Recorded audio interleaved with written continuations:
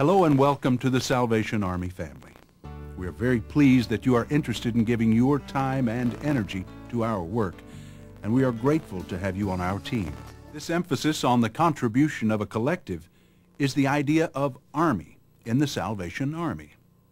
Founder William Booth understood this when he enlisted working-class men to give of themselves and their personal time to further his little reform movement, first called the Christian Mission. William was a young Methodist minister in 1861 when he found that his church leadership did not have a place for the unwashed converts he brought in every week from the deep, impoverished sections of old London. Booth started his own congregation, dedicated to social and religious reform, and in 7 years, his humble group went from 10 full-time workers to 1,000 volunteers and 42 evangelists. Partially because William and his wife Catherine envisioned their struggle as a war against poverty and evil, this East End London mission was renamed the Salvation Army. Booth became the first general. Members were soldiers, and those in command were officers. These church members, now called Salvationists, worshipped in buildings called corps, where soldiers would fire a volley by shouting hallelujah. The use of uniforms removed the stigma and status of upper and lower classes among members and added to the Salvation Army's identity and visibility. The Salvation Army was an enterprising and maverick movement from the very beginning.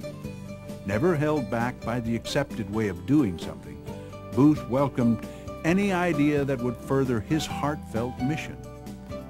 He knew that to accomplish great goals, attracting community donations of money and volunteer time was key.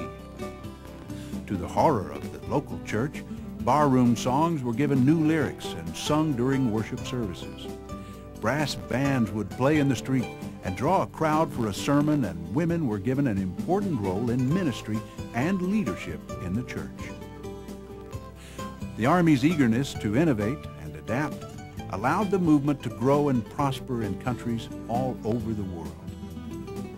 Today, not even time has diminished the Salvation Army's unique identity and ways of doing things.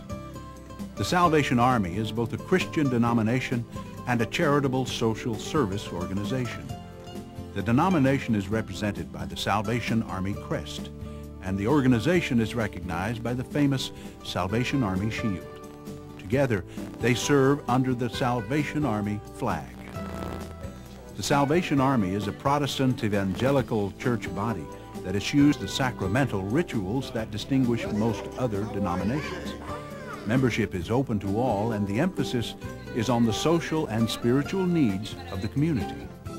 Leadership is under Salvation Army officers, ordained ministers, who have finished a 2-year training program at one of the Salvation Army's training colleges. Officers are only married to other officers because in this lifestyle, there's no separation between work and private life. Theirs is a unique commitment.